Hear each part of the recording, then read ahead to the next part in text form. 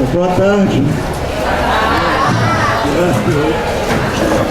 Primeira alegria de estar aqui, a alegria de estar com o Marinho, de Ribeirão Marinho, de ver o enorme sucesso, em vários sentidos, dessa iniciativa que já tem os 3 anos, que é o resgate da lista de livros de literatura no vestibular.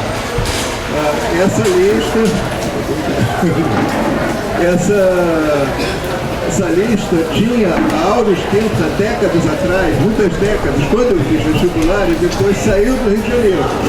Há várias universidades do país, as mais importantes continuaram tendo, mas há mais de 30 anos não havia essa lista e a gente pôde resgatar há 3 anos para o vestibular estadual, para o vestibular da UERJ, o que mostrou um acerto muito maior do que a gente esperava.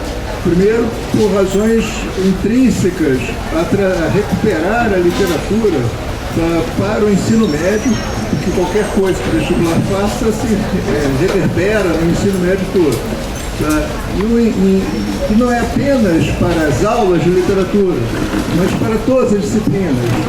A ficção, a literatura, é o ensino próprio da perspectivização, quer dizer, de olhar, aprender a difícil tarefa de olhar pelo olho do outro.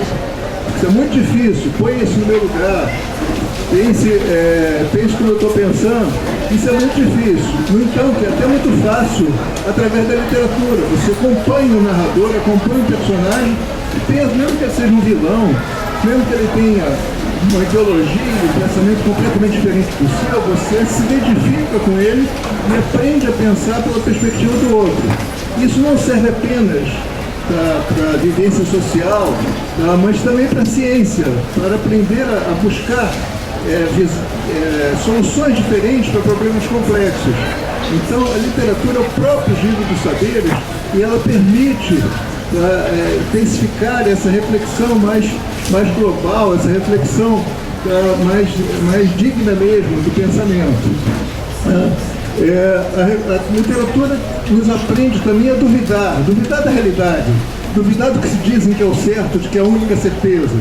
Então a literatura também é o aprendizado da dúvida fundamental para a ciência, para a vida social, para a política, para a relação toda que a gente vive. Além disso, esse trabalho ajudou muito. De um lado, as bancas de elaboração das provas ficaram muito mais felizes de poder trabalhar com romances, com poemas, e elaborar uma prova melhor. Os candidatos tiveram uma redução do nível de surpresa e podendo se preparar melhor, porque já sabiam os autores de cada exame, já sabiam os autores que seriam discutidos. Então isso ajudou bastante, e a gente vê isso na qualidade das provas.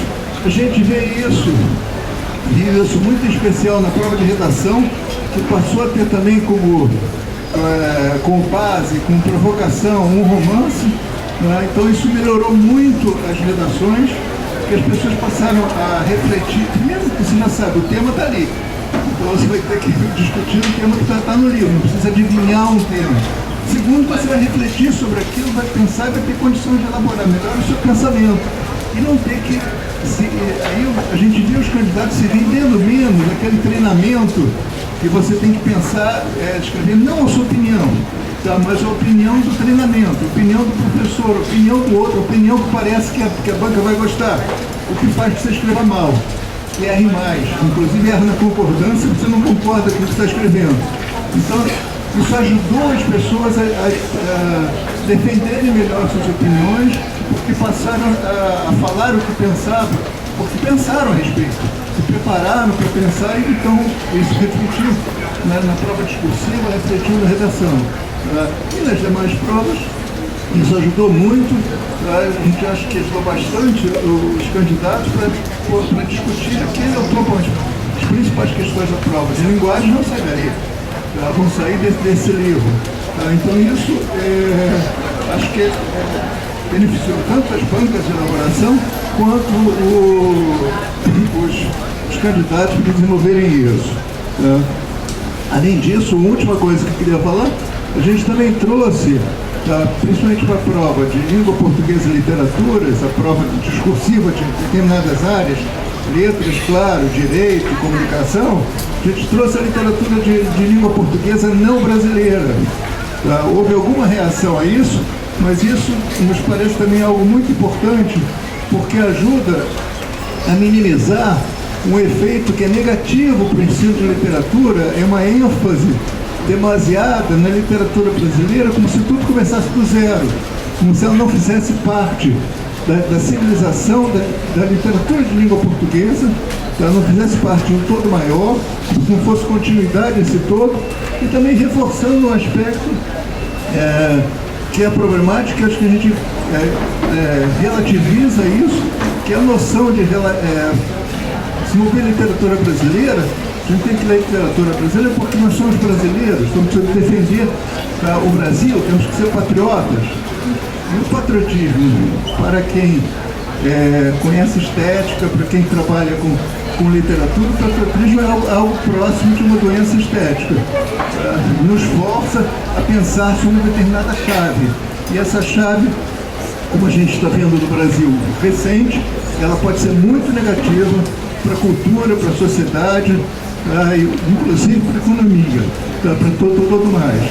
Então, acho que esse resgate da lista de livros de literatura tem sido fundamental para o vestibular estadual e pela repercussão e pelas discussões que suscita e pela qualidade que agrega às nossas provas. É isso que eu queria observar da qualidade que essa lista de livros de literatura agregou às provas do vestibular, à preparação dos candidatos, e eu acho que a própria educação brasileira, que já tem isso em vários outros lugares, várias universidades desde sempre, e que a gente conseguiu resgatar para o Rio de Janeiro nos últimos 3 vestibulares.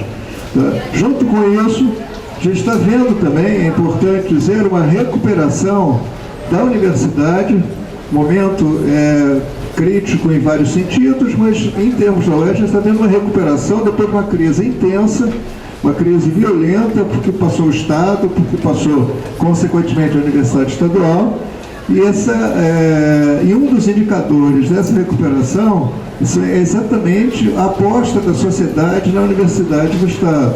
Então, a gente tem as inscrições para o vestibular, para o primeiro exame de qualificação, terminaram ontem.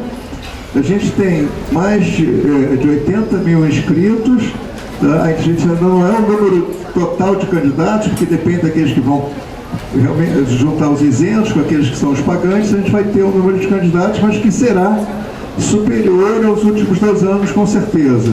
Está indicando isso, uma recuperação importante da Universidade do Estado em relação ao seu vestibular e a aposta da sociedade nela. Então é esse ponto que seria encerrar e passar para a estrela principal, Marina Colasanti, autora do livro que vocês leram, tá, e vão discutir agora. Tá?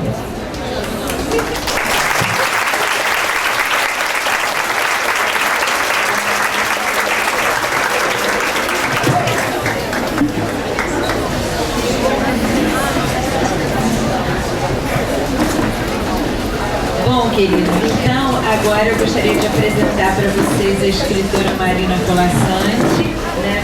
É uma honra tê-lo aqui conosco. Nos conhecemos há bastante época também do ProLer, e a FFP teve uma cooperação muito com a cátedra de leitura, que era presidida pela Eliana Yunis. Então temos assim uma longa história e vários livros que vocês conhecem que a Marina tem escrito e nos presenteou com esses mini contos que eu não vou falar nada para deixar a estrela brilhar, né? Porque aí ela fala por si e vocês pensem com carinho o que vocês quiserem perguntar, conversar depois, quando ela terminar de falar. Vai ser um prazer ouvir todos os que puderem e quiserem manifestar alguma coisa, uma curiosidade, uma pergunta, um comentário, tá bom?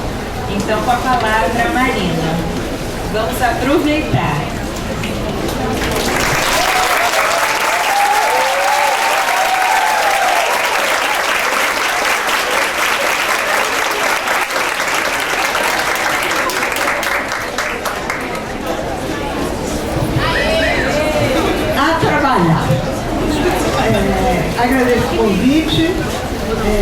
muito emocionante para um autor ser escolhido como leitura do vestibular. E muito emocionante ver tantos jovens, digamos que obrigados a serem leitores.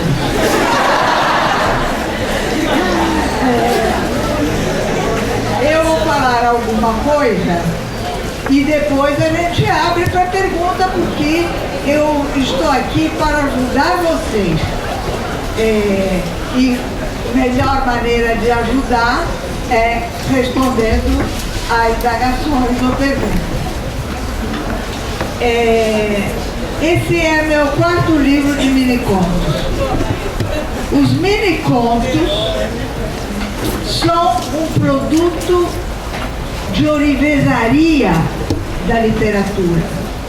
São um produto de alquimia literária.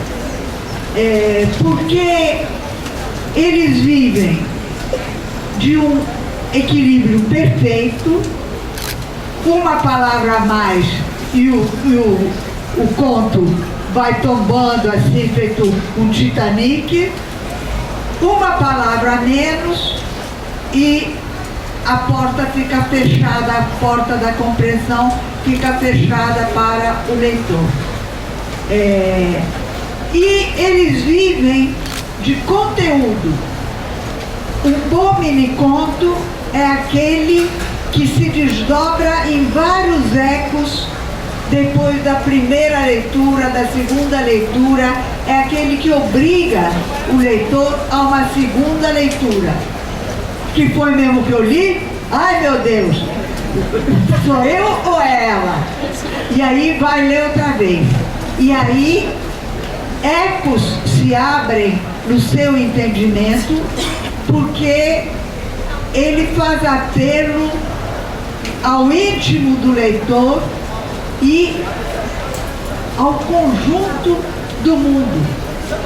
Ele só vive bem quando tem conteúdo profundo.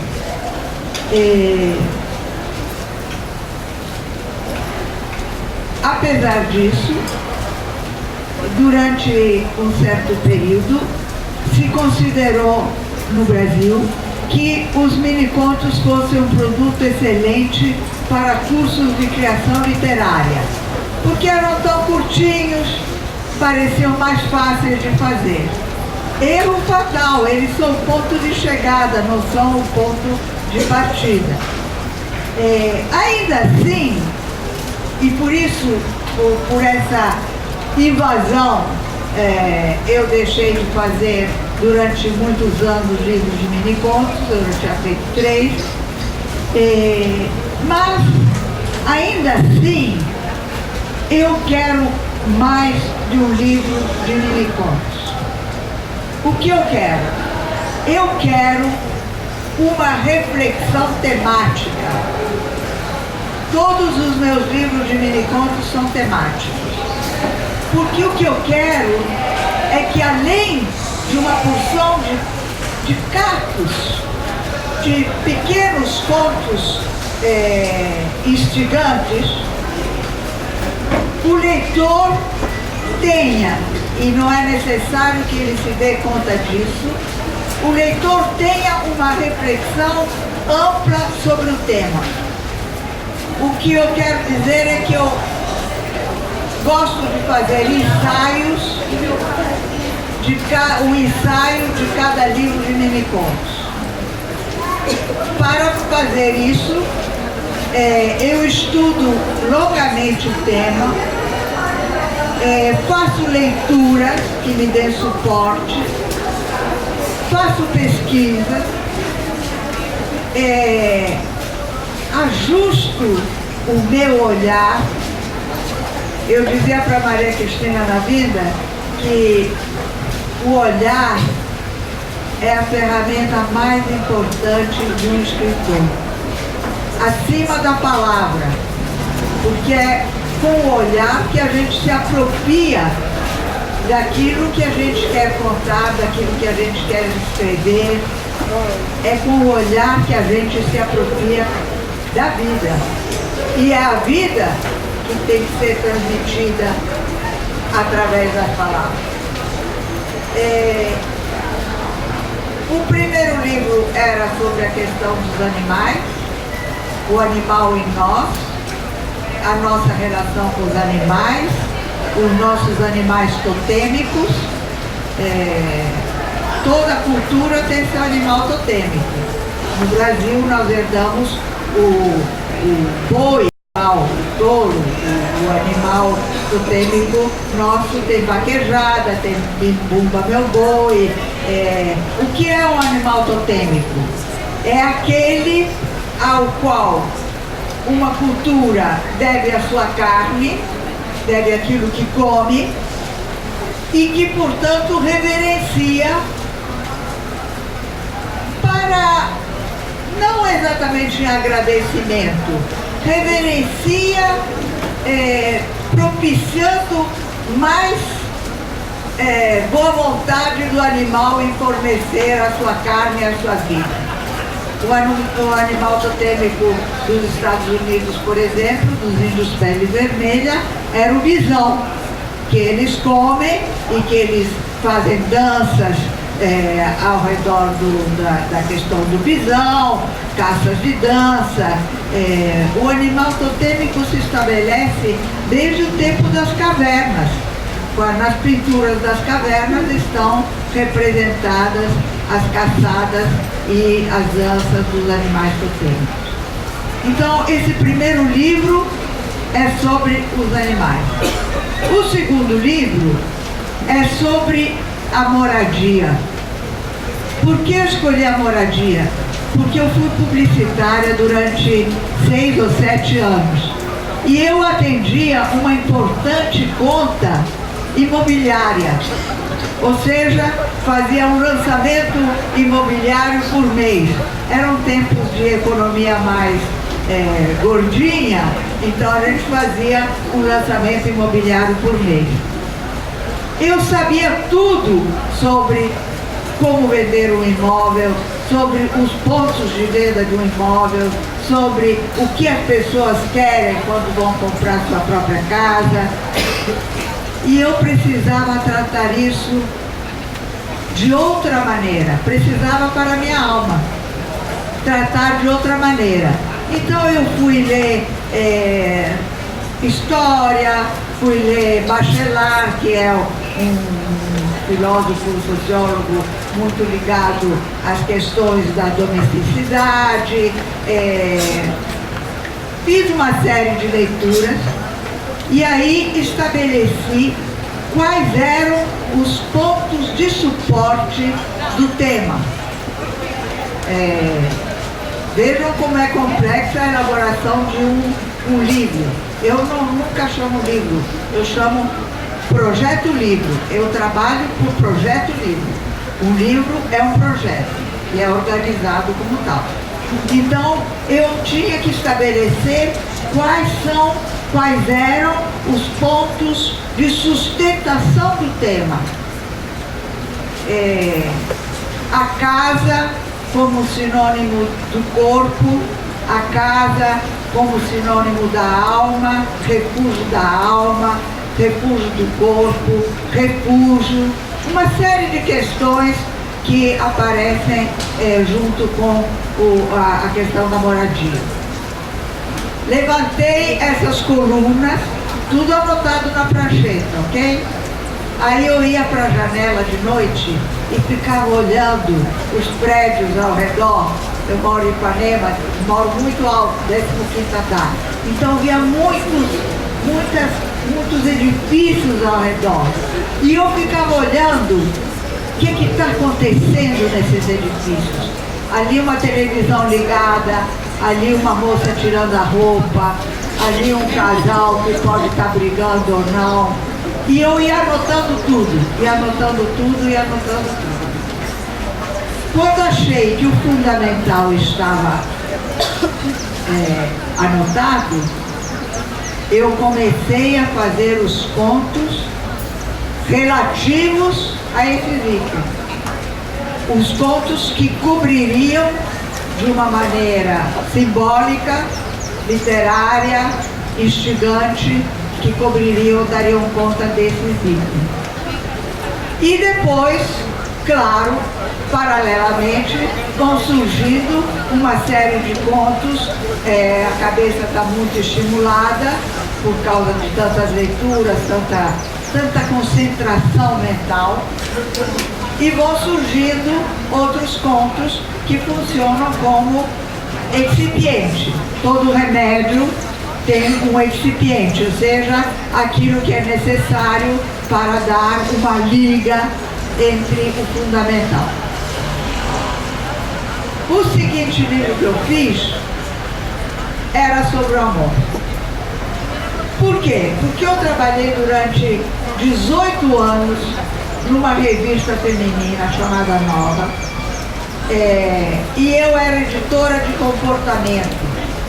Então, quando fui contratada, comecei a comprar livros, viajava, comprava livros de história, de sociologia, de feminismo, de história da mulher, história do casamento, porque comportamento não pode ser achismo. O que eu acho não interessa a ninguém. O que os outros acham, outros fundamentados, outros que estudaram, outros mais importantes que eu, é que interessa. Então eu comecei a estudar, e estudei durante 18 anos. Quando fui demitida, eu pensei, eu sei tudo sobre amor, posso fazer um livro de mini-contos. Mas quando eu fui estabelecer as colunas de sustentação do tema amor, eu vi que eu não sabia nada. Porque o amor está sepultado debaixo de uma glace açucarada, uma glace comercial, corações ao alto, I love New York. O que é isso? Isso não tem nada a ver com amor. Amor é outra coisa. Então, eu achei que eu tinha que ler tudo outra vez. E eu fui fazer todas as minhas leituras outra vez que eu já tinha feito. Quando eu acabei, eu pensei, poxa, é assim que a gente pensa quando está no próprio escritório, né? Vamos combinar. Eu pensei, dá para eu fazer um ensaio. Eu vou fazer um ensaio. E fiz um ensaio que se chama E por Falar em Amor. Um ensaio que eu queria fosse coloquial, que não tivesse vestindo casacas e luvas brancas, porque quando se fala do amor, se acredita que tem que se partir para grandes romantismos ou grandes reverências. Eu queria a simplicidade da linguagem. Eu me lembro que eu estava procurando a linguagem, não conseguia, o tema me impunha outra linguagem, e um dia eu fazia assim, eu tenho que detonar, eu fazia aquele gesto que a gente vê no cinema quando se detonam pedreiras ou tal, e eu fazia assim, e escrevia e não tinha conseguido detonar. E aí, finalmente, eu consegui, eu saí correndo do meu escritório para o escritório do Afonso, meu marido, poeta e tal. Afonso, consegui, detonei, pronto. Aí fiz o ensaio. Quando o ensaio ficou pronto, eu estava pronta para fazer o livro de mini-contos. Eu sabia exatamente aonde eu tinha que pisar, como eu tinha que abordar o tema, quais eram os rios caudalosos do tema. E aí eu fiz um livro que se chama Contos de Amor Rasgados.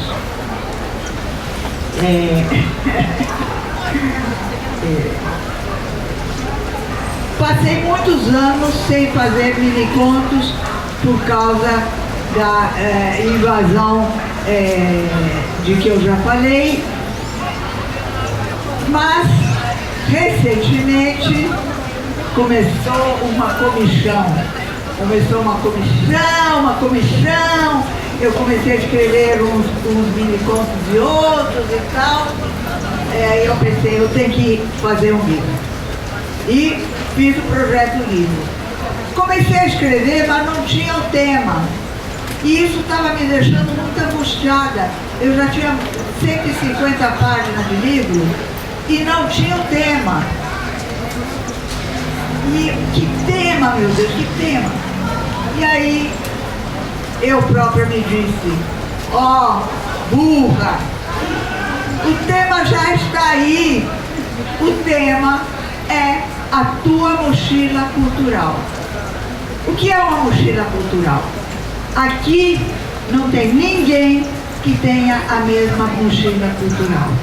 Porque a mochila cultural é feita de geografia, é feita de momento histórico, é feita da família que a gente tem, é feita do bairro onde a gente mora, é feita das leituras que a escola nos dá ou que a família nos dá, e é feita da interpretação dessas leituras, de como essas leituras batem em cada um.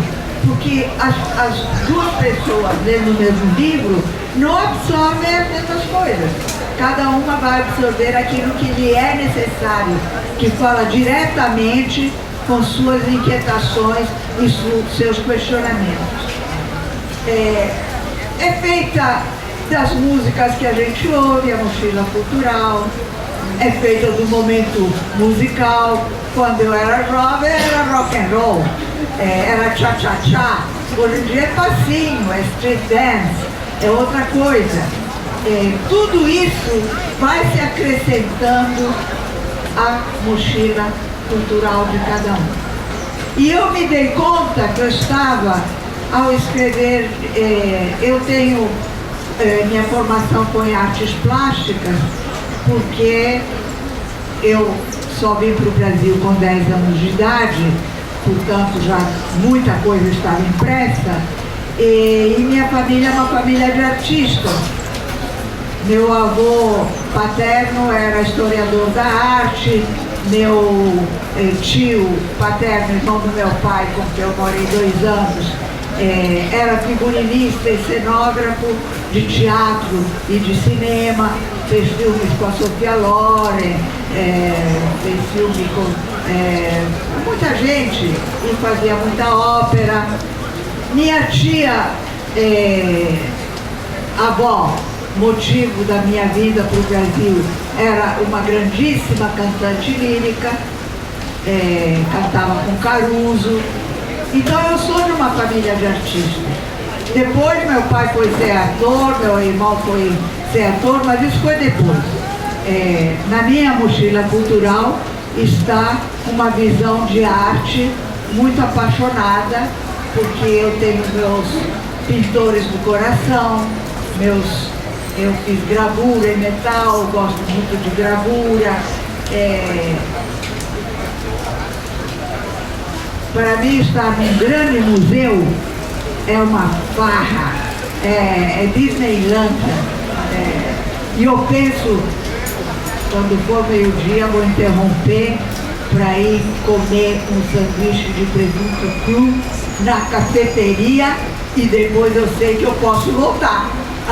Isso é tudo de bom, tudo de bom. Então tem muitas referências de arte, tem muitas referências de literatura, tem muitas referências de história e tem muitas referências de vida. Porque eu tenho 82 anos, já vivi quase tudo que eu tinha que viver, aproveitei em dobro o que eu vivi, porque tem gente que passa na vida e não presta atenção em coisa alguma. Quem não presta atenção está jogando a vida fora. Como só temos uma, pelo menos comprovada, é melhor não jogar fora. Então eu nunca joguei a vida fora. Eu aproveitei tudo em dobro. E é isso. Acabei de fazer um outro livro, de escrever um outro livro, que é um livro que tem a ver com o Rio de Janeiro, porque é a história, é a biografia. É um livro caótico sindicalista, digamos, porque eu não me ative a nenhum modelo, eu fiz uma parte de biografias, a biografia da minha tia-avó, a biografia do marido dela, Henrique Lage, que é uma pessoa importante em São Gonçalo, a biografia do meu avô, porque foi por causa dele que eu vim para cá, ele veio para o casamento dos dois, ele era padrinho da irmã, então por causa disso acabamos indo para cá depois do fim da Segunda Guerra Mundial. E tem a história do Parque Lages, como era viver no Parque Lages, como era a vida de família dentro do Parque Lages, como se vivia ali, os bichos que tinha ali, as árvores de fruta do jardim, que hoje é um mato, claro, e toda a documentação legal, como foi que Roberto Marinho comprou o Parque Lages, com Arnon de Mello, o Parque Lages era tombado, eles dois conseguiram do Juscelino Kubitschek que ele lhes fizesse o tombamento, eles pagaram um preço de banana, desfeito o tombamento, o parque valia 3, 4, 5 vezes mais. Como Carlos Lacerda tombou novamente a casa e o parque para fazer um centro cultural, e a vida, e as viagens, e os afetos, e as mortes. O livro é feito de afetos e mortes, ok? O livro está pronto, eu estou dando um tempo de gaveta a ele, para voltar daqui a umas 2 semanas, para ficar um pouco distante, para saber se está tudo certo. E aí me dou 2 semanas de férias e vou para outro projeto livre, ok? Quem quer falar comigo? Ninguém quer? Vai embora. Isso, lá atrás. Vai o microfone. Eu não posso ir com o meu.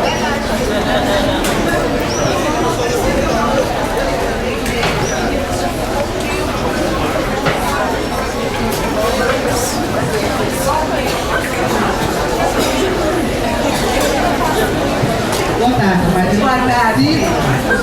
Eu gostaria de saber, em média, qual a duração do seu projeto de livro? Início, Como? o tempo, qual a duração do seu projeto?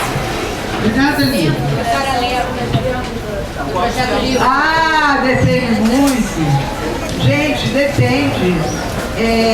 Um livro de poesia para criança leva no mínimo 2 anos.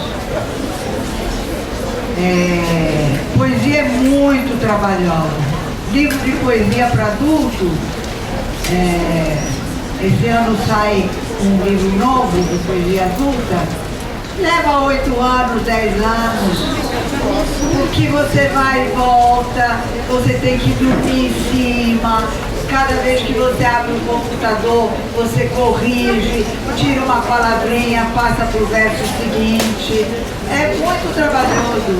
Um livro não se faz com menos de 1, 2 ou 3 anos de trabalho. Marina, muito obrigada. Eu gostaria de saber sobre suas crônicas. As crônicas. Eu comecei a fazer crônica muito cedo, no Jornal do Brasil, porque eu entrei para ser repórter no segundo caderno e logo se deram conta que eu tinha um texto melhor do que para ser repórter. E me puseram para ser redator. Naquele momento, uma redação de jornal tinha um grupo, um corpus de redatores que só fazia redigir, não saía, não ia à rua, não catava notícia, nada, e os repórteres não assinavam coisa alguma. Os repórteres iam à rua, catar a notícia, voltava, redigia a notícia e entregava para o editor. E o editor passava aquilo para um redator para que ele a reescrevesse. O jornal era estupendamente bem escrito. Porque quem eram os redatores? Os cineastas, Nelson Pereira dos Santos, os dramaturgos, Tite de Lemos, os poetas, Afonso Romano de Santana, os escritores, João Antônio, Roberto Drummond, que não podiam viver da sua arte, iam completar o salário sendo redatores. Então, assim que o cronista, que trabalhava todo dia, e era um só cronista naquela época, entrou de férias, me deram a crônica, o espaço dele para cobrir as férias dele. E a partir daí eu sempre fui cronista, de um jeito ou de outro. Agora que eu estou fora de veículo, eu faço a crônica às quintas-feiras para o meu site, que republicava quando eu escrevia a crônica para o Estado de Minas, o jornal de Belo Horizonte, que está muito mal das pernas economicamente, então nós saímos. A crônica é um gênero híbrido que tem um pé no estribo do cotidiano e um pé na literatura. Ou seja, o cronista tem que estar atento às notícias, às coisas importantes que acontecem. Amanhã temos passeata de defesa das universidades. É provável que eu fique de madrugada fazendo a crônica que eu tenho que mandar para quinta-feira sair no blog. E paralelamente, há um olho do cronista pousado nos sentimentos, pousados nos alívios da vida, na natureza, nos animais, nos sentimentos humanos. Há uma alternância, eu gosto de alternar. Um dia ser feroz, outro dia ser mansinha. Um dia ser feminista, outro dia também.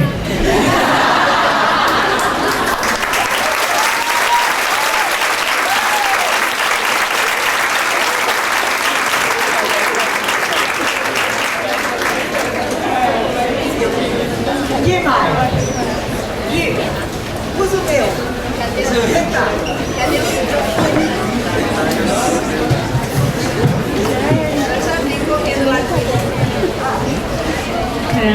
Desculpa. Você tinha falado sobre a questão da reflexão ampla do tema e sobre detectar pontos que suportem o tema de cada livro seu.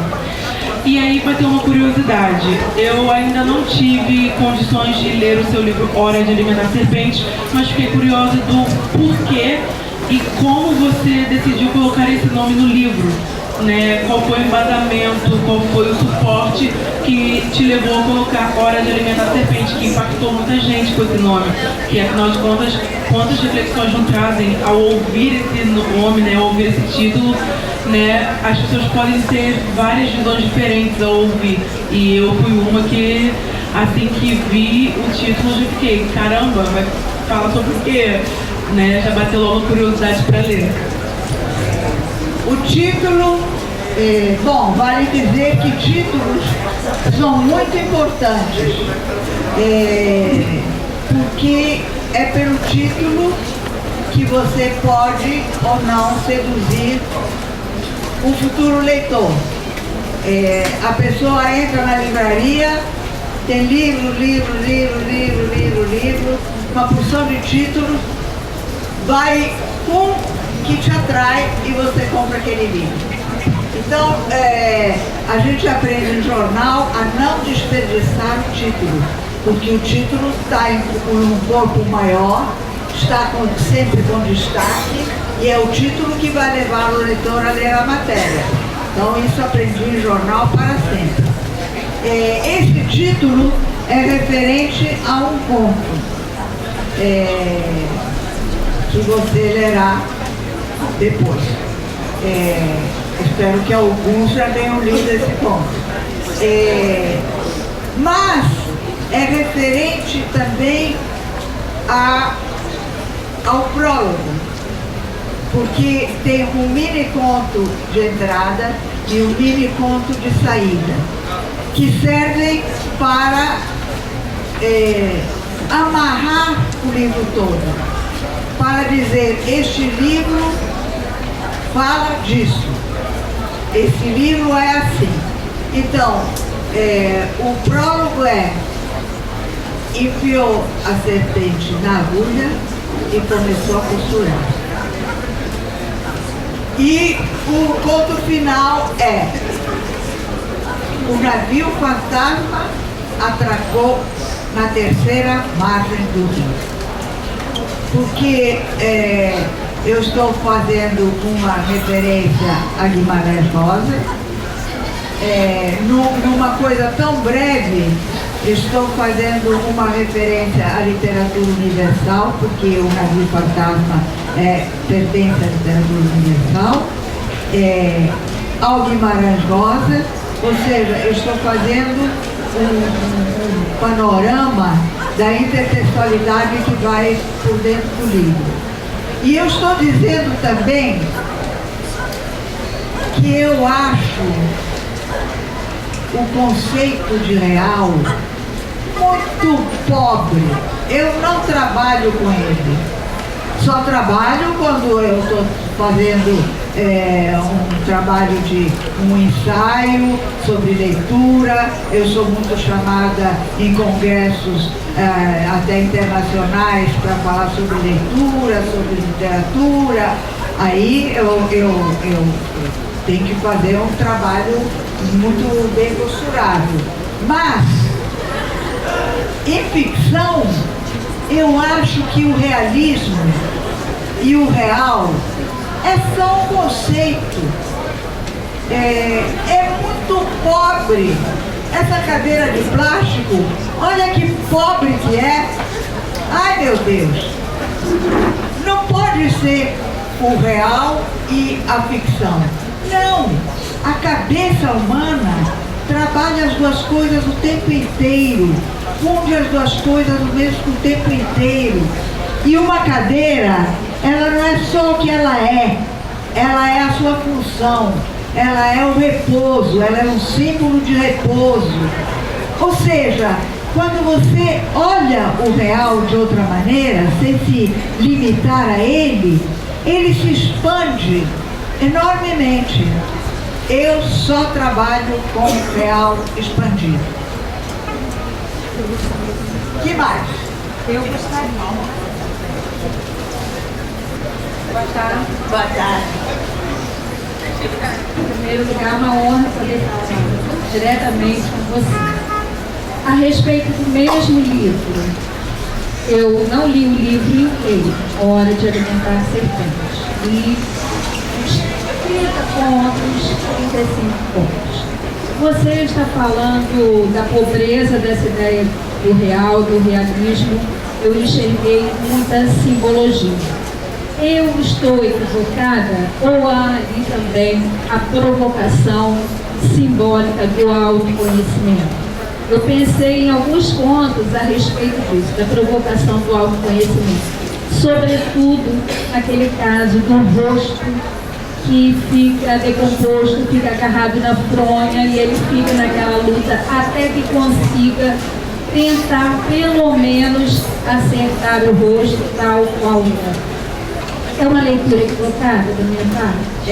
Eu não diria que é uma provocação, eu diria que é um discurso sobre o autoconhecimento, porque eu fui me autoconhecer. Como toda a minha geração, eu fiz análise, 11 anos de análise, que foram muito úteis para o meu trabalho, seja ficcional, seja o trabalho sobre as relações humanas, o meu trabalho como editora de comportamento. E eu acho que todo mundo quer se conhecer. Mas nem todos têm os instrumentos necessários para realizar esse autoconhecimento. Mesmo porque há uma confusão, há um ruído, melhor dito, criado pelo olhar dos outros. Ruído que aumentou enormemente com as redes sociais. Porque eu vejo as pessoas vêm tirar foto comigo e puxa o cabelo para frente e busca o melhor ângulo. Não é necessário isso. As pessoas são jovens, são bonitas, não sabem como são bonitas as pessoas jovens. E a opinião dos outros parece estar contando mais do que contava. Porque cada curtida ou cada ausência de curtida fazem diferença. Há um estudo de um sociólogo ou um psicanalista importante, americano, de nível de estresse dos jovens, porque o telefone estando sempre ao lado, sobre uma mesa ou na mão, você emite mensagens e se não houver a vibração da volta, você fica nervoso. E se a vibração não vier com um curtir, você se decepciona. Então o nível de ansiedade e de decepção aumentou muito. O que torna difícil o autoconhecimento, porque estamos mais voltados para fora do que para dentro. Eu vejo finger de avião, aquele corredorzinho que se entra no avião. As pessoas se fotografam no finger do avião para mandar para alguém.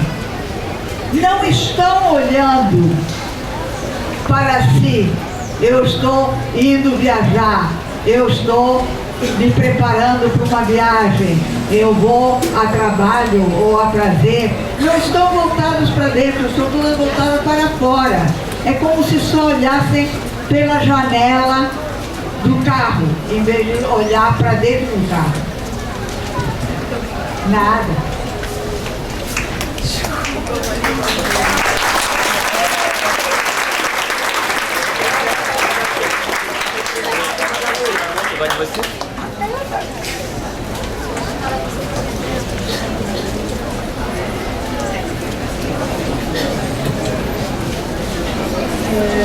Eu não li o seu livro, mas apesar disso foi trabalhado em sala de aula sobre ele. E sobre esse mesmo ponto que a moça falou, você falando sobre isso trouxe a reflexão sobre a questão das redes sociais e o ponto. E eu pude perceber que, eu posso estar errada também, você de certa forma fez uma analogia sobre a questão das redes sociais trazerem para nós a questão do falso autoconhecimento, porque a gente em todo momento tenta buscar algo que nos faça nos conhecer, mas através do olhar dos outros. E eu pude entender que foi isso que você tentou transmitir no seu conto, no seu livro, quando o garoto está tentando a todo momento trazer para si a imagem perfeita do rosto. E eu queria que você fizesse uma analogia do seu conto, né? Porque uma coisa que eu amo falar, até mesmo por eu ver isso, eu gostaria que você fizesse uma analogia do seu conto com a questão dos índices, né, cada vez maiores de pessoas buscando a perfeição no corpo e a luta disso tudo contra a depressão e a ansiedade, como você mesmo disse nas questões das redes sociais. Eu não trabalho com analogias. Eu trabalho com pensamento. Quando eu quero dar um recado, eu dou ele de maneira bem frontal. Quando eu trabalho com ficção, eu não estou querendo dar recados. O que eu quis dizer talvez não interesse tanto quanto o que você entendeu aonde aquele ponto enganchou em você, o que te levou a pensar. Outro dia eu estava ontem respondendo cartas de uma escola de crianças. Eu nunca faço isso porque eu não tenho tempo, mas eu fiz dessa vez. E as crianças sempre perguntam de onde eu tiro as ideias. A ideia, a inspiração, não interessa de onde sai, não interessa de onde vem, interessa o que se faz com ela. A inspiração pode vir de uma lata de lixo. O que você faz com ela é que vai lhe agregar ou não valor. Então o tratamento mental que você dá à inspiração. Eu digo mental porque a escrita é um ato de inteligência, não é um ato de beletrismo. A escrita é um exercício de conhecimento e, sobretudo, de pensamento organizado, a organização do pensamento. Eu sou uma feminista histórica, porque eu comecei como feminista antes dos anos 70. Mas eu sempre me perdi. Eu estava falando de organização mental. O pensamento, e sempre me dizem que eu encontro pessoas mais moças do que eu, que me dizem, você fez da minha cabeça, porque a minha mãe comprava revista, e eu era adolescente, e eu roubava a revista dela e lia. Você fez da minha cabeça, você me esclareceu sobre as questões. Eu não fiz a cabeça de ninguém. Eu ajudei a organizar pensamentos que estavam talvez confusos, talvez nascentes, talvez dispersos na cabeça de um bando de mulheres brasileiras jovens que estavam chegando à vida e queriam uma vida diferente daquela que havia sido a das suas mães. Queriam outro modelo de vida. Eu só ajudei a organizar. Para isso serve o pensamento, para ajudar os outros a organizarem suas próprias ideias. Então, o que eu quis dizer, a analogia que eu quis fazer, não interessa. Interessa como você vai aproveitar isso que você lê.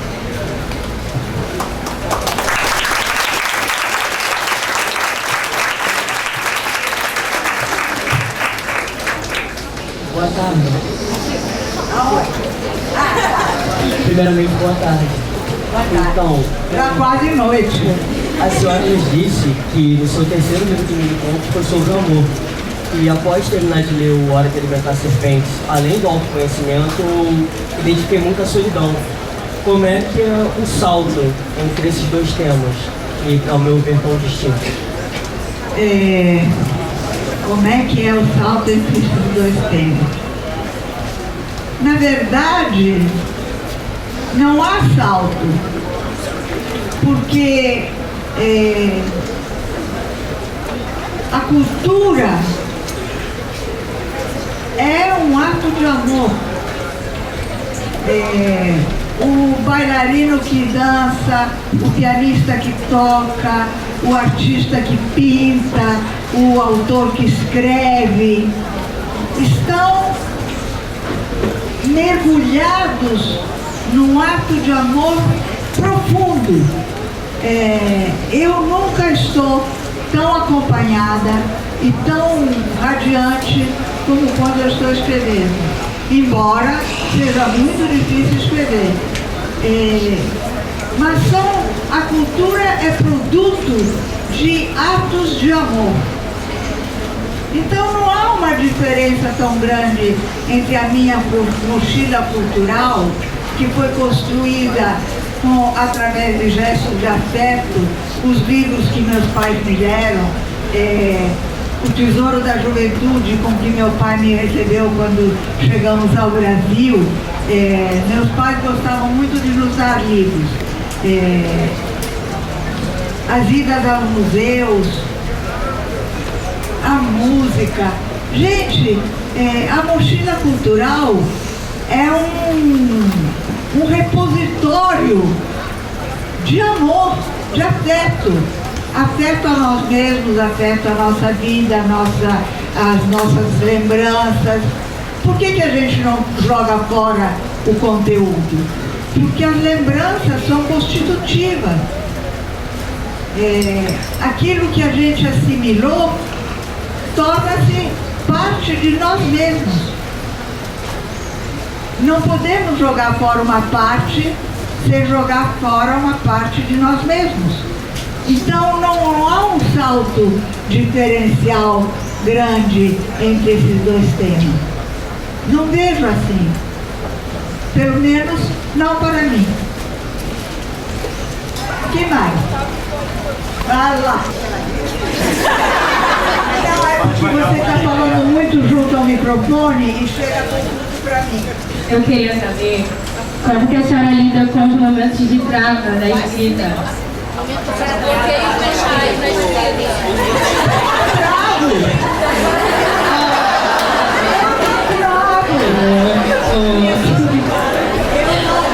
Tá no comentário.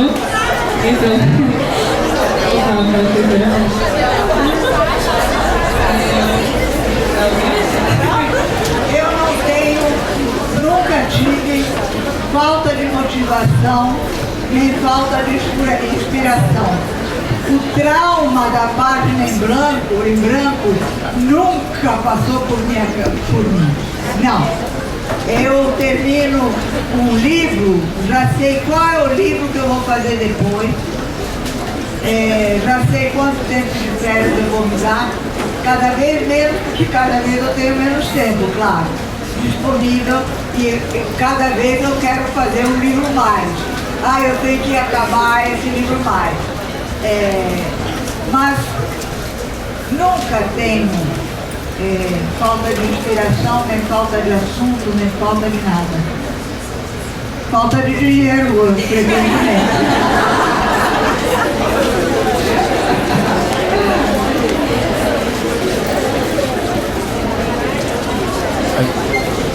lá atrás.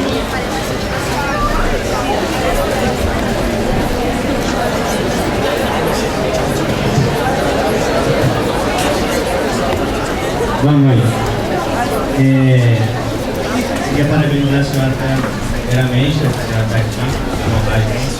Eu queria te perguntar sobre as interpretações dos seus versos, das crônicas. A senhora fez o livro Hora de Alimentar Serpente e colocou assim, como se tivesse uma interpretação única, ou a senhora fez assim de propósito, para cada um ter uma interpretação diferente, para ter uma reflexão. Assim, eu tenho essa dúvida sobre a preparação, da abordagem do livro. Olha, que eu goste único são os brilhantes, porque cada brilhante tem uma formação exclusiva dele. É a única unicidade que eu gosto. Pensamento, eu gosto sempre múltiplo. Até porque eu sou múltipla. Gente, eu nasci na Eritreia, que é à beira do Mar Vermelho, encostada na Etiópia. Dali fui para Trípoli, que é na Líbia. Dali fui para a Itália quando começou a Segunda Guerra. E quando a Segunda Guerra acabou em 48, eu vim para o Brasil. Ou seja, eu pertenço a 3 continentes, falo 2 línguas, tenho 2 línguas mães, porque português acabou sendo a minha língua mãe também. Eu mantenho meu italiano. Eu tenho 2 olhares sobre tudo, um olhar brasileiro e um olhar europeu. E eu mantenho a minha africanidade. Ter nascido na África é muito importante para mim. Outro dia tocou meu celular. Eu atendi, raro atender celular, mas atendi. Era um amigo, me disse: adivinha onde eu estou? Sei lá. Eu estou em Addis Abeba. Addis Abeba é a capital da Etiópia. Ele é amigo da minha filha e sempre soube que eu era nascida naquela área. E ele estava lá na embaixada e se lembrou de telefonar para mim.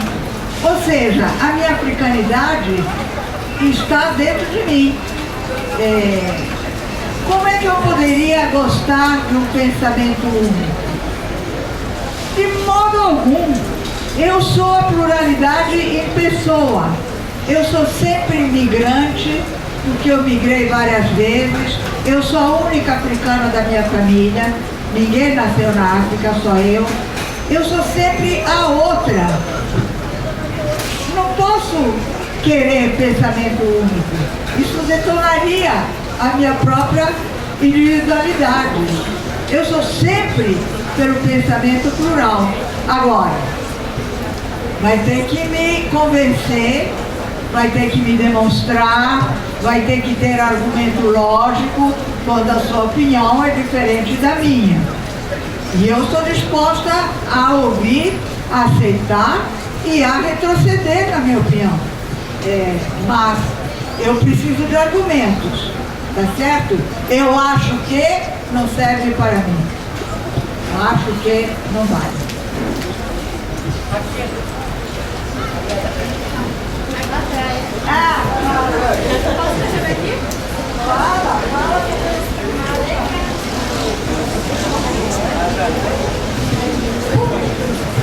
Boa tarde. Então, por que a senhora acha que escolheram o livro da senhora para o vestibular? E o livro ele é muito subjetivo, né? No vestibular ele é um vestibular objetivo. Como a senhora acha que o livro da senhora vai impactar o vestibular? Não tenho a menor ideia.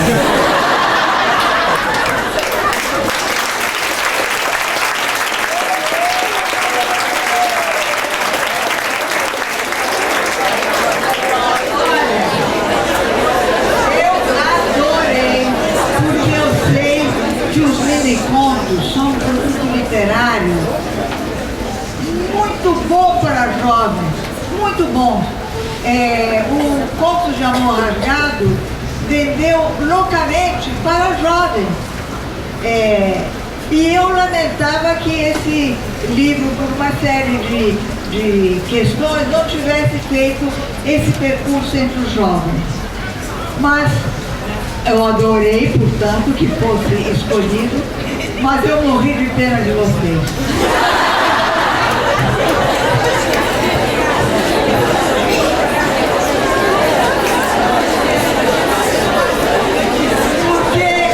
Porque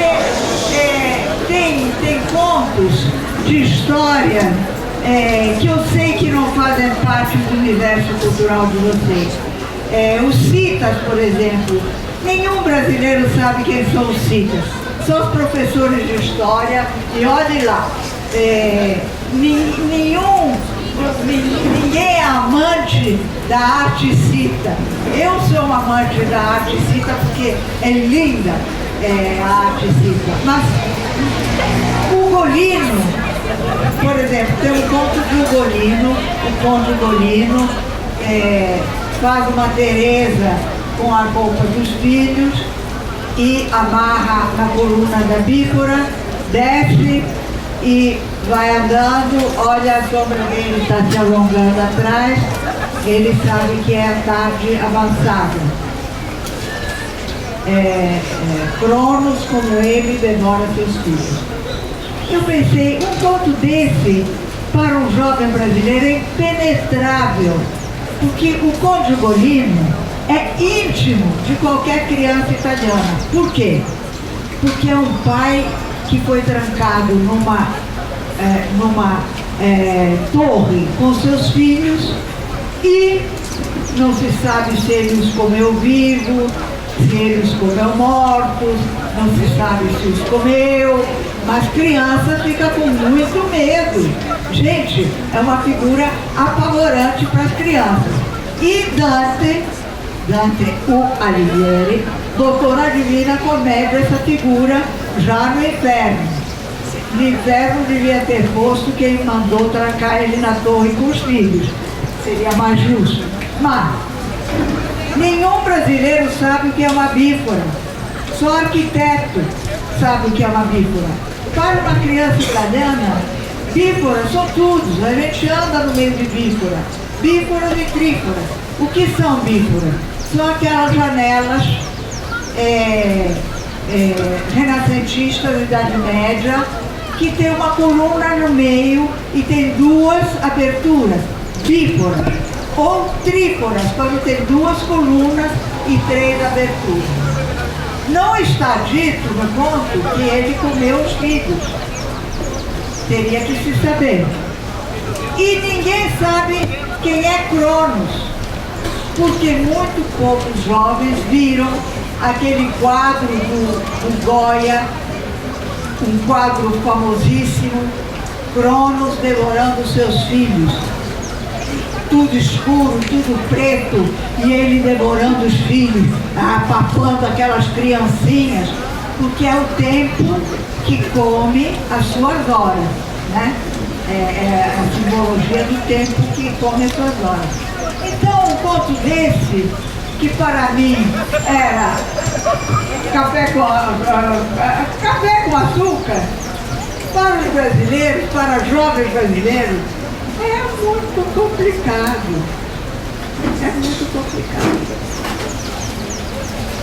Mas eu espero que isso seja levado em conta na hora da pergunta.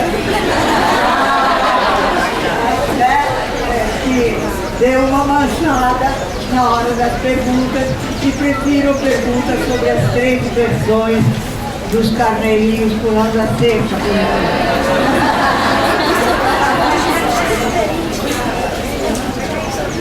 Por que eu fiz 13 versões?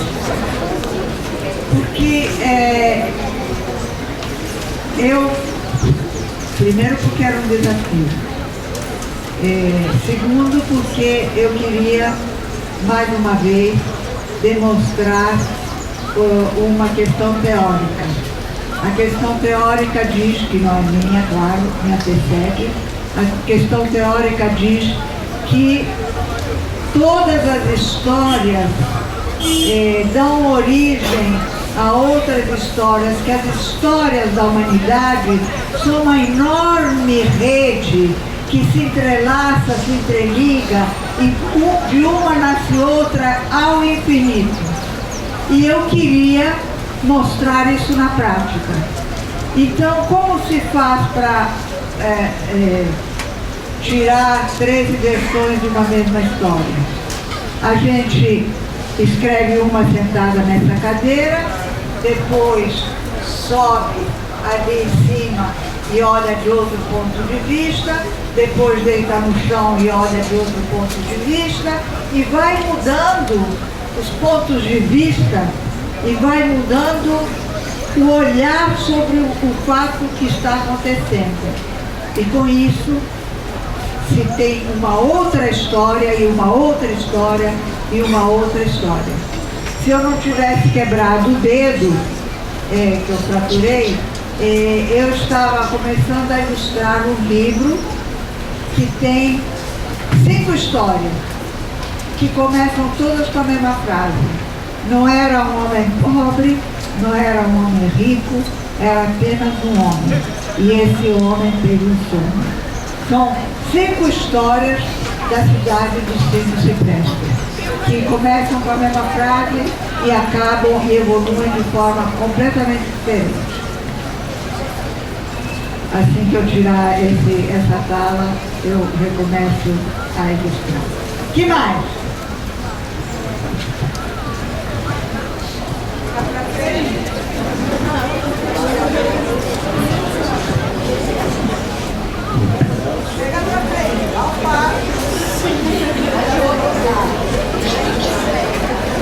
Boa tarde.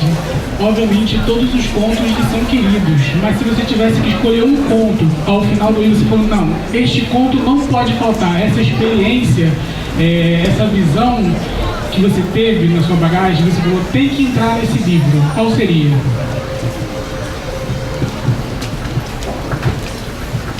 Nunca é um conto. O que são os livros. E os livros são os livros inaugurais. O primeiro livro de contos de fadas, o primeiro livro de poesia, que abriram um novo caminho para mim, e um caminho de onde eu nunca mais quis sair, que me mantém nele até a hora da morte. São os livros, não os contos, porque os contos pertencem a uma grei. Como eu disse, um conto não existe sozinho. As pessoas esperam que eu diga a moça tecelã, mas não é. Porque a moça tecelã não existe sozinha. Ela faz parte de uma série de contos que tematizam a questão da mulher, que tematizam a questão do amor, que tematizam a dominação masculina. Não existe um conto solto. Um conto está ancorado no conjunto de contos e de narrativas que formam o trabalho daquele narrador, ou a alma daquele narrador, melhor dito, que formam a alma daquele narrador. Porque às vezes há contos que não foram escritos ainda e que o serão, e que estão se preparando para nascer assim.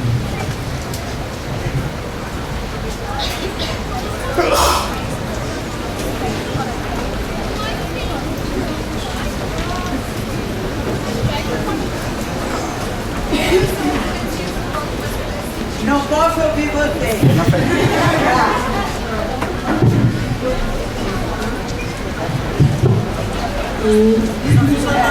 Boa tarde. Qual foi seu objetivo quando você decidiu escrever esse livro? É a minha profissão, meu amor.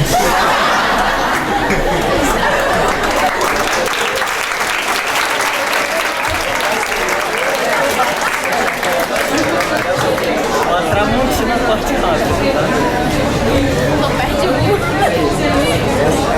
Não, eu tenho objetivo quando eu escrevo uma conferência, porque eu tenho que ficar dentro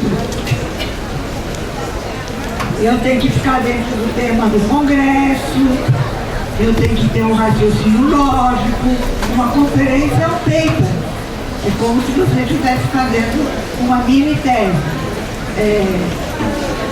Com os livros, eu tenho desejo.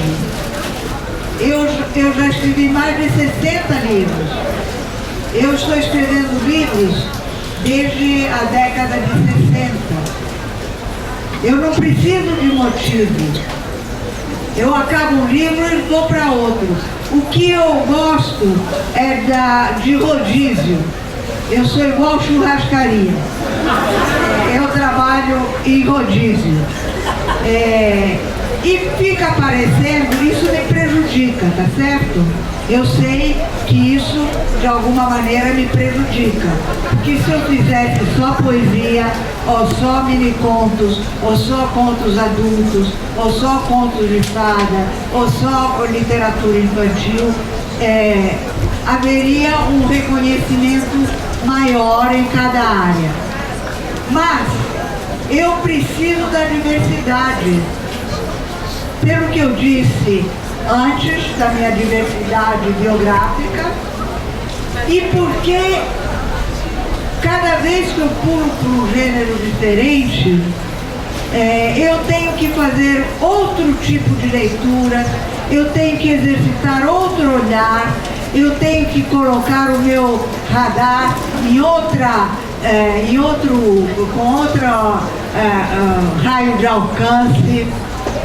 E quando eu termino o livro em que eu estava empenhada e volto para outro gênero completamente diferente, eu volto renovada, porque as leituras que eu tive que fazer para um outro tema, para um outro gênero, me deram lenha para mais um livro, para mais ideias, renovam.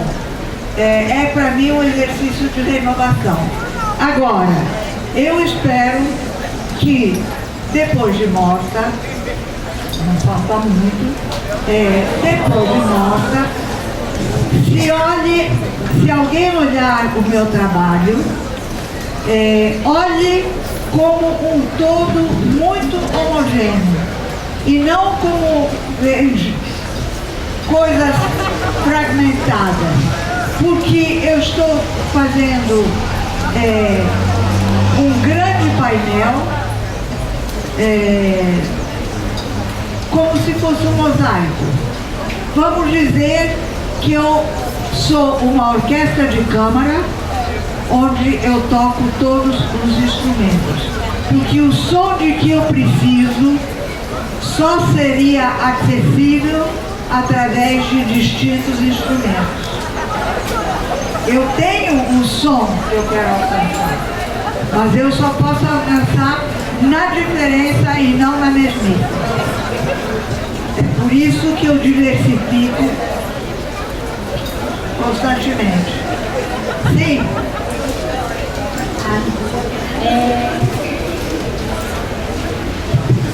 Eu queria saber. Você queria saber o que eu pensei? É porque tem livros que a gente lê. Só ouço A. Fala no microfone, fala no microfone.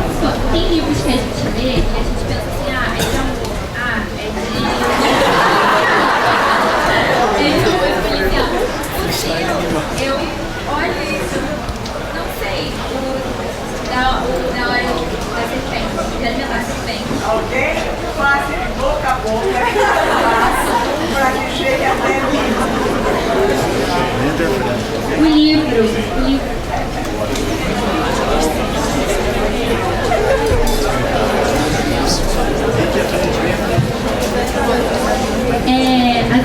livros que a gente lê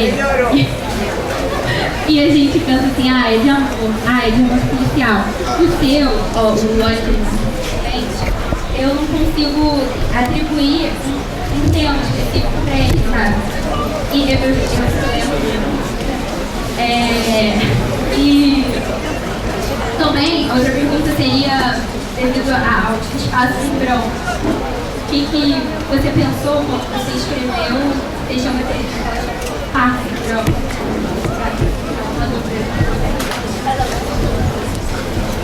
Olha, esse é um livro que só se pode ler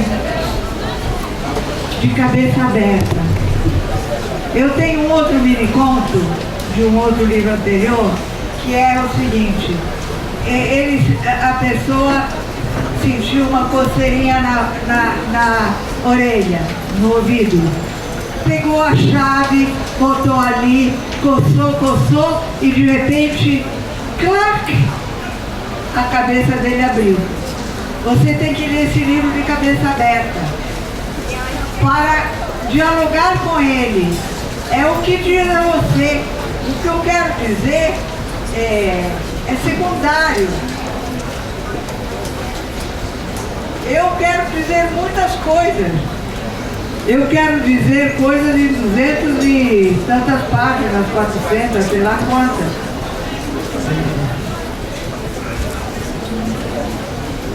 E eu quero sempre chegar 2 minutos antes da cabeça do leitor. Chegar ao entendimento 2 segundos antes da cabeça do leitor. Porque não creia que não me surpreende. Eu fico muito surpreendida. Quando eu me leio, depois de anos, eu fico, mulher, de onde você tirou isso? Que mulher doida! Eu fico muito surpresa comigo. Mas quando eu permito que o meu pensamento me surpreenda, porque eu recebo ele de cabeça aberta. Deu para entender? Que mais?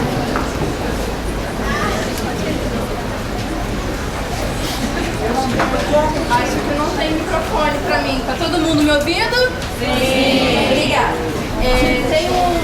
Continuando nesse livro, a Amada Oculta foi um que me tocou muito, chorei bastante.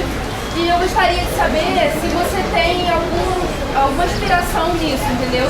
Se tem a ver com a morte de alguém mesmo, ou com apenas uma solidão. Assim eu não posso saber. Sobre a raposa, que a raposa morre, você lembra? Lembro, e ele continua comendo carne crua. Isso. Obrigada. Eu tenho muita vergonha de ler em público. Então, eu queria saber se tem realmente uma morte que te impactou, ou se foi só eu que fiquei impactada pelo texto, entendeu? Eu gosto muito de literatura chinesa. Obrigada. Gosto muito de poesia chinesa, gosto até dos autores modernos, que quando se publicam no Brasil eu compro, mas se publica pouco. E na mitologia chinesa, as raposas são mulheres enfeitiçadas.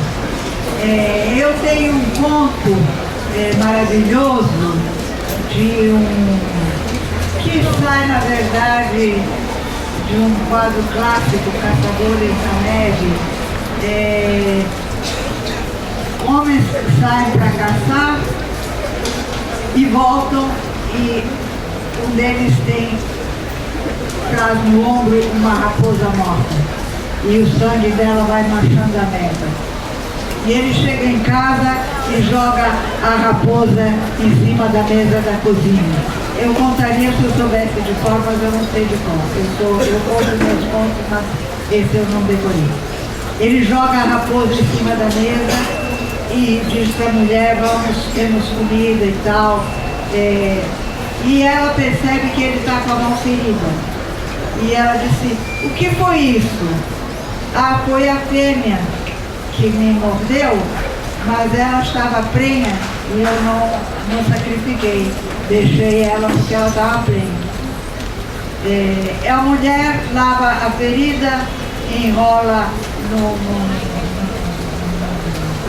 pano branco, mas a ferida não sara. Chega o verão, a ferida não sarou e o grupo dos caçadores resolve ir à caça novamente naquele bosque. E ele vai junto, mas ele se perde porque os caminhos que ele vai, ele se perde.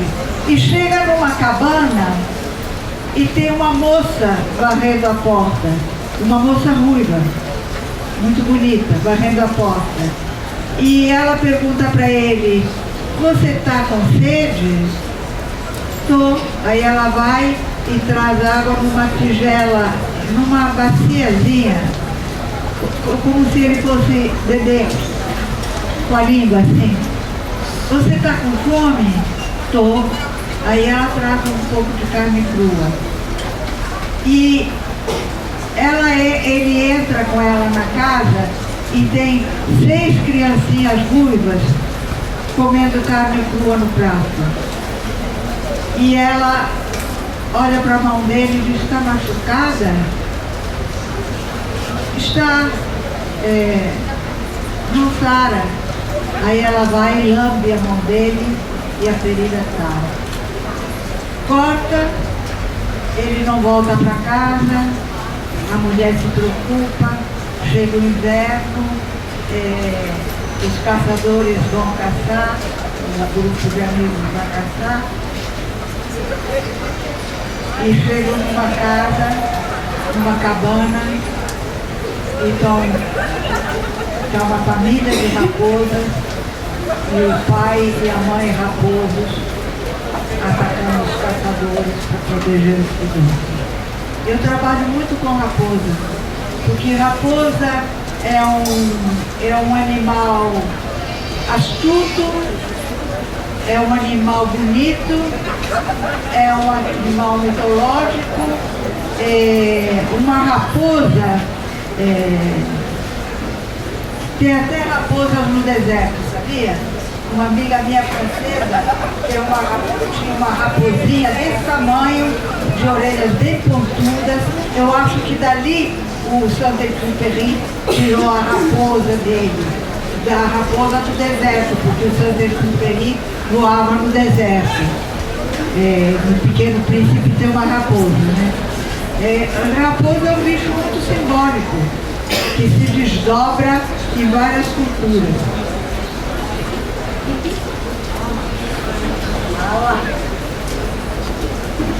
Eu queria saber, durante a criação dos contos, eu queria saber se tem um caminho que você segue, um tema, ou algo assim que você cria, ou é puramente você vai criando à medida do que passa na sua cabeça, por exemplo? Nesse livro eu fui solta até a metade. Aí quando eu me dei conta que o tema era a minha herança, a minha mochila cultural, eu comecei a ler filosofia, eu comecei a ler história, para despertar aquilo que porventura estivesse cochilando. Então você começou meio que autonomamente e aí aos poucos, quando você foi vendo o tema criando, que você foi funilando para plano. Olha, quando é mais ou menos assim, você pega uma cana de açúcar e bota na moenda e sai suco de cana do outro lado, não é isso? Pois é. Quando eu leio, eu estou envolvida num livro, num projeto livro, eu leio, entra na moeda de uma maneira e já sai transformado, já sai outra coisa, já a cabeça já dá 3 voltas e recostura e revê de outra maneira e recria.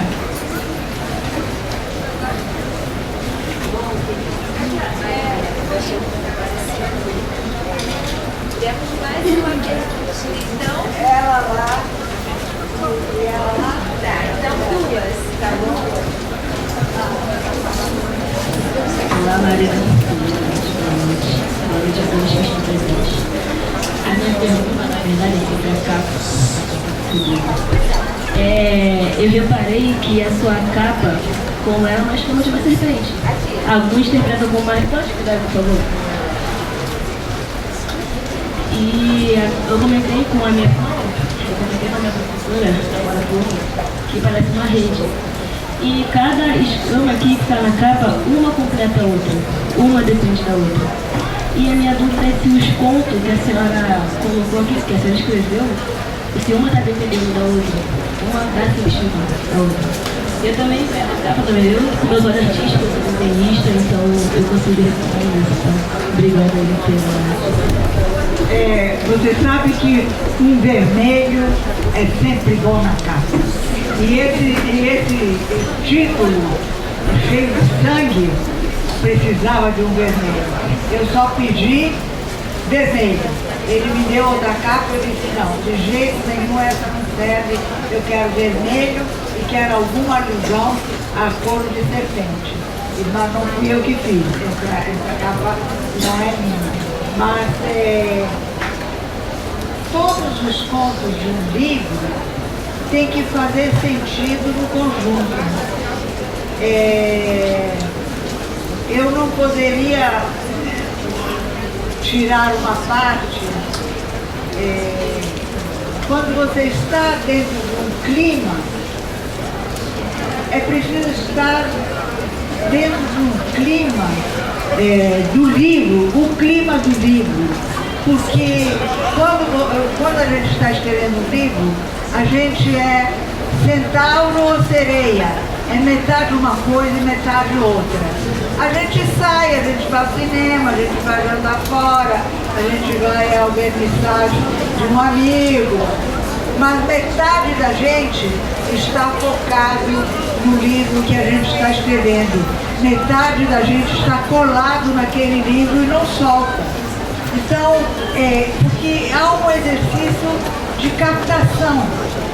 Todo escritor anda com um caderninho na bolsa para fazer anotações.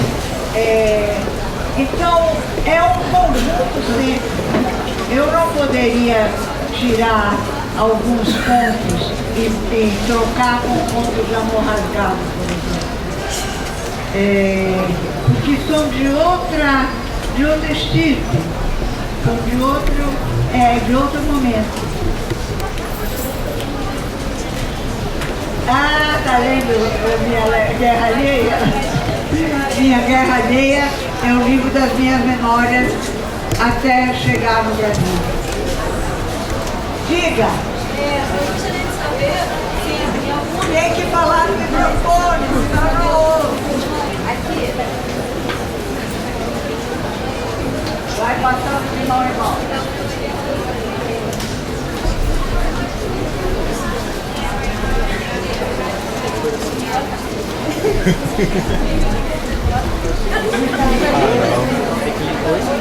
Boa tarde. Eu gostaria de saber se em algum momento da sua carreira a senhora pensou que um de seus livros assim, ia atingir um público tão jovem. Eu atinjo o público de todas as idades. Eu atinjo criancinhas do fundamental, eu atinjo jovens, os meus livros, os meus contos maravilhosos são para qualquer idade, para adultos, para jovens, para... Eu sempre trabalhei sem fronteiras. Sou um médico sem fronteiras. Não tenho fronteira de idade. Além do mais, os jovens que estão aqui podem ter todos a mesma idade e nenhum tem a mesma idade do outro.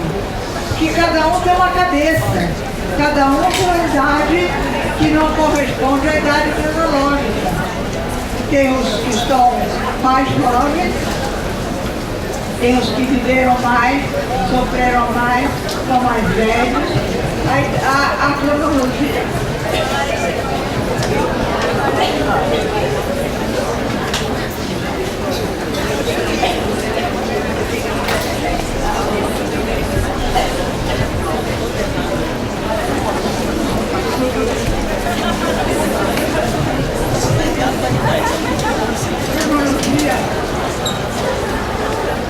Não serve para medir cabeça.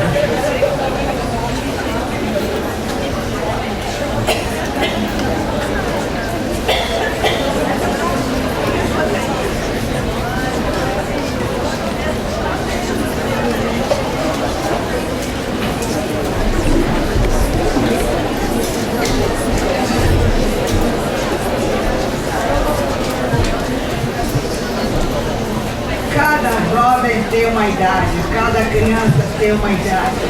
Eu sou frontalmente contra a faixa etária. Faixas etárias foram criadas pelo mercado. Eu fui uma criança muito adulta,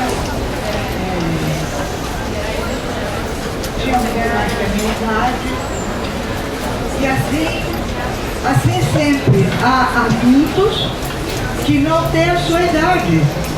Há velhos que só são ranzinhas, não aprenderam coisa alguma com a vida, não aprenderam a ternura, só se queixam da velhice. A frase que você mais ouve de um velho é: velhice é uma merda. Eu nunca direi tal coisa, nunca. Velhice é um privilégio. Sinal que a gente chegou até lá.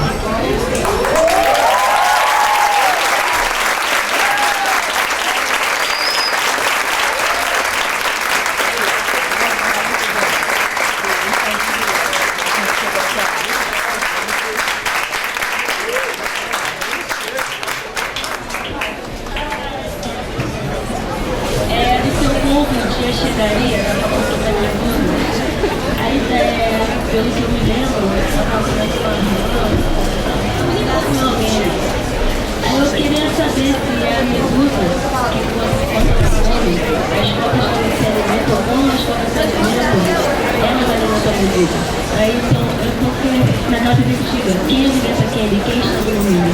Será que as cobras, que mesmo que tenham consciência, vai estar controlando a medusa ou a medusa com a sua própria consciência vai controlando as cobras? É uma boa pergunta com que você vai ficar o resto da vida. Não está escrito na mitologia como se alimenta a medusa e cada medusa é apresentada de uma maneira. Medusas frequentam muito a vida de quem olha quadros, porque era uma pintura adorável para se fazer. Todos os grandes pintores pintaram cabeça de medusa com aquelas cobras e tal. Eu tenho um que a única coisa que acalmava as cobras era a trança.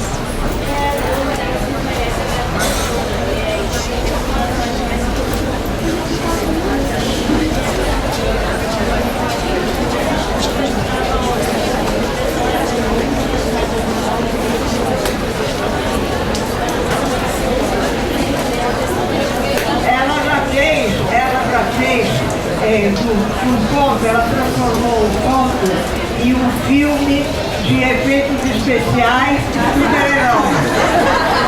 Que é o que ela é a geração, é o que está sendo consumido pela geração de vocês. Ela viu efeitos de luz, um túnel e as serpentes, feixes de luz, um túnel e as serpentes, cada uma agindo.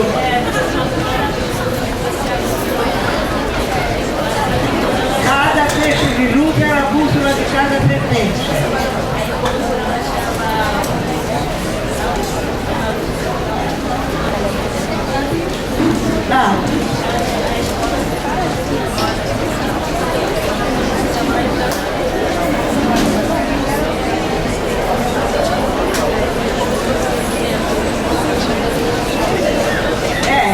Ou seja, ela fez um filme de um conto singelo de Medusa. Ela tirou Medusa da Grécia e trouxe para a modernidade, botou num túnel, a luz no fim do túnel. Tá bom pro Brasil, a luz no fim do túnel. Você fez um trabalho estético na sua cabeça, transformou numa sequência filmográfica no roteiro.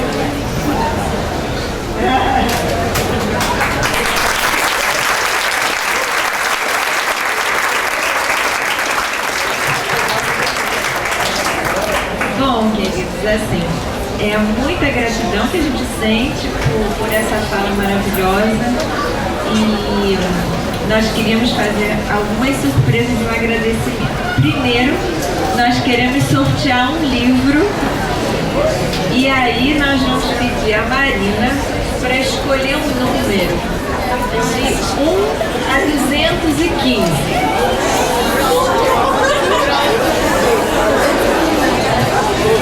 A 215, 157.